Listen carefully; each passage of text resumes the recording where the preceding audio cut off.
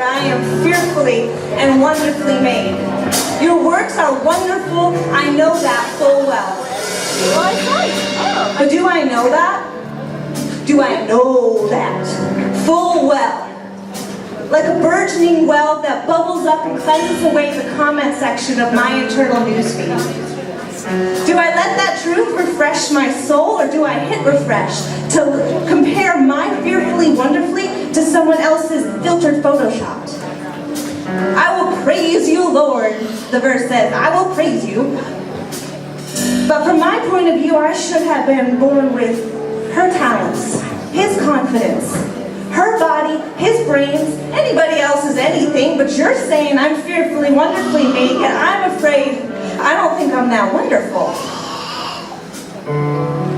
How could I? When we airbrush our idols, filter out our flaws, Photoshop our humanness, and hashtag our self-confidence with selfie snaps, double taps, self-care, self-love, love yourself, yet we're blind to how unloved we see ourselves. We are rich in love, but we are heart poor.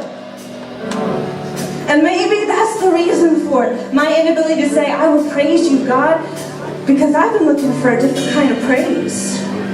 A toxic validation.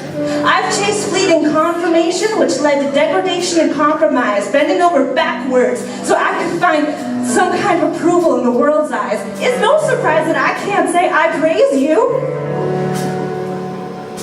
when I feel I have nothing to contribute to a toxic world going down the garbage chute. Why me?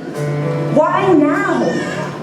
With my hang-ups, addictions, lumps, bumps, scars, crooked eyebrows, squeaky voice.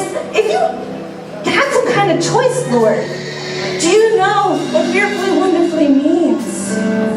What about my family, my race, my history, my socioeconomic pedigree?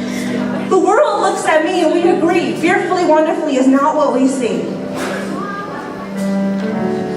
Do you know the statistic probability for you to have been born at this point in history?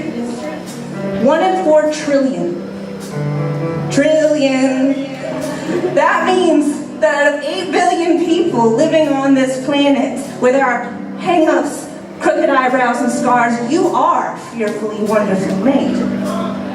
You were selected, appointed, anointed for this time, this world. Someone in this room tonight needs this word. God does not make people because God gets bored.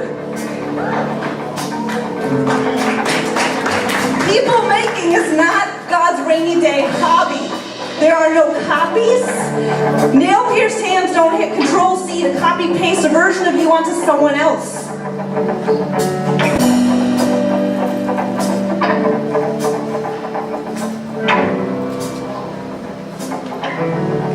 What does that mean, fearfully, wonderfully?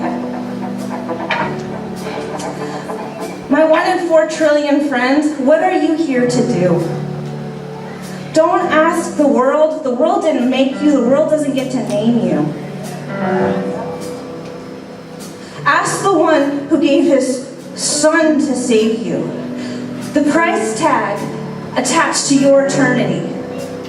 Because in God's economy, priceless masterpieces are worth paying priceless sums.